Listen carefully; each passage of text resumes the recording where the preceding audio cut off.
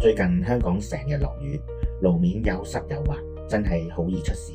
唔小心跣親拗柴，最煩嘅係到底應該冰敷定熱敷，好多人都搞唔清，結果用錯方法，越敷越腫。大家好，我係寶雲中醫嘅賴醫師，今日就同大家拆解扭傷之後嘅正確應急處理，冰敷、熱敷幾時用，點樣用，一次過講清楚。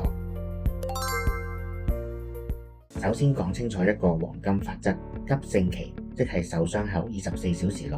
應該用冰敷，其後先再轉用熱敷。點解要咁分呢？冰敷嘅作用係令血管收縮，急性扭傷嘅時候，局部血管會破裂，組織出血、發炎、腫脹。冰敷可以令血管收縮，減少出血同滲出，達到止血、消腫、鎮痛嘅效果。而熱敷嘅作用就相反，係令血管擴張，當腫脹穩定咗，出血停止咗，熱敷可以促進血液循環，加速淤血消散同組織修復。如果次序調轉，急性期用熱敷就等於令血管擴張，出血更多，腫得更犀利，痛症自然加重。所以一定要記住，先冰後熱，次序唔可以調轉。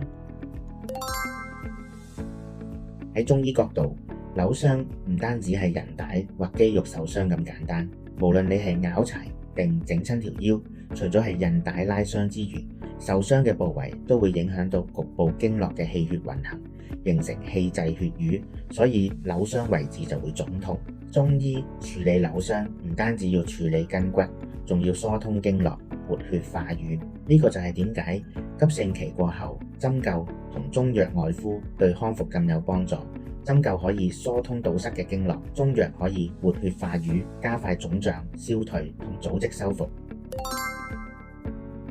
扭傷之後千祈唔好亂搓亂揉，好多人拗柴之後諗住自己捽下藥酒就會好，但係當你急性扭傷嘅時候，局部嘅血管已經破裂緊，組織正喺度出血，如果用錯力或者手勢唔啱，就只會令出血加劇，腫脹更加嚴重，痛症亦會惡化。正確做法係急性期即係24小時內，除咗冰敷之外，唔好自己亂咁按壓或搓揉，最好專業嘅中醫師評估傷勢，再做專業嘅手法理筋理順之後，都可以幫助後續嘅康復。如果想學更多中醫智慧，記得追蹤我哋 YouTube channel 啦，我哋下集再見。